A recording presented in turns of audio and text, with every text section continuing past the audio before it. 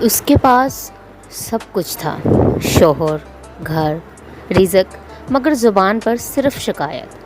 پھر ایک دن تقدیر نے ایسا پلٹا کھایا کہ ربیہ کو احساس ہوا شکر نہ کرنے کی قیمت کتنی بڑی ہوتی ہے۔ یہ صرف ایک عورت کی کہانی نہیں، یہ سبق ہم سب کے لیے ہے۔ آخری لمحہ دل بدل دے گا، ضرور آخر تک دیکھیے گا۔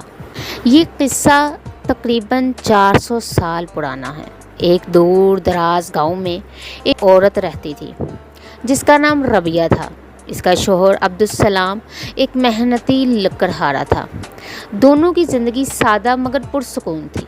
اللہ کا دیا سب کچھ تھا، کھانے کو روٹی، رہنے کو چھت اور پہننے کو کپڑا۔ لیکن ایک بات تھی جو ربیہ کی طبیعت میں مستقل خلل ڈالتی، ناشکری۔ عبدالسلام ہر روز جنگل جاتا، لکڑیاں کاٹ کر لاتا، بازار میں بیچتا اور جو ملتا گھر لے آتا۔ لیکن ربیہ روز یہی شکایت کرتی، دیکھو دوسروں کے پاس کیسے کپڑے ہیں،